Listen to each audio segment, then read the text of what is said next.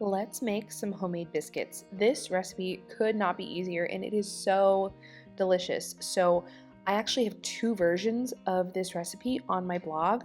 I have a sourdough discard version. That's why you just saw me hold up a sourdough starter.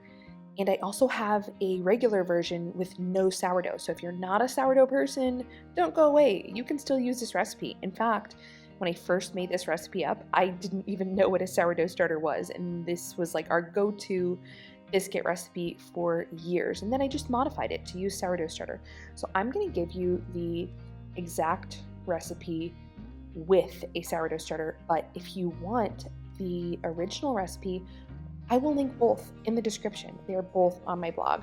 So we're gonna start by adding 3 cups of flour to a big bowl, a teaspoon of salt, 2 tablespoons of sugar, and 4 teaspoons of baking powder. So the baking powder is doing all the leavening action. Then you saw me grate butter in. And by the way, if you're still using a fork to cut butter into things, mad respect. I did that for years, but grating butter is so much easier. So it's 3/4 cup of butter, lots of butter in this biscuit dough. You could use a food processor, I suppose, too, but I like grating my butter. It's just so quick.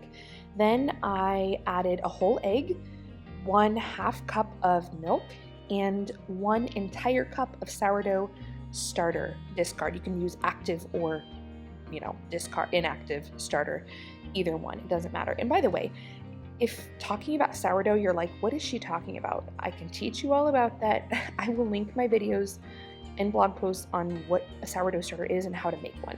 But anyway, once you mix that dough up, biscuit dough is not like bread dough. This is the key to getting like soft, tender, flaky biscuits. You don't want to knead it. You do not want to overmix it. You saw that I mixed it up just a little bit until it came together and it was like a shaggy dough. And now I'm using my hands to pat it out and fold it. So see how I'm folding it rather than kneading it? That's how you get lots of flaky layers. Just pat it out with your hand, or you can use a rolling pin, but don't get carried away, into a rectangle.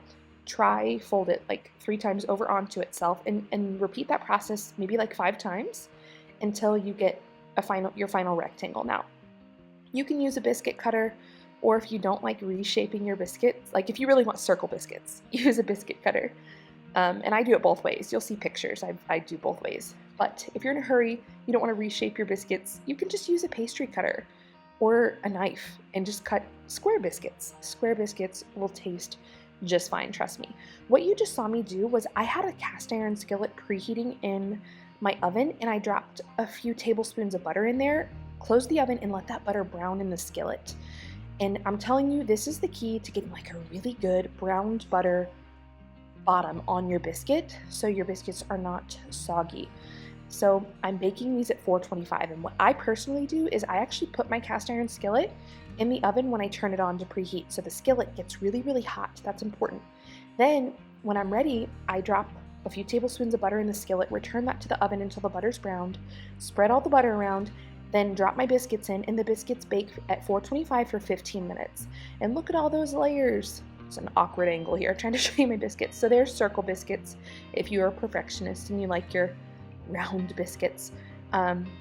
These are just perfect, so many different ways. I'm getting ready to serve them with gravy, biscuits and gravy, one of my husband's favorites. But I was informed by my English viewership, my English audience, that biscuits and gravy is not a thing in England. So let me know if you're English. It's just funny to me to hear all the different customs around the world as far as food.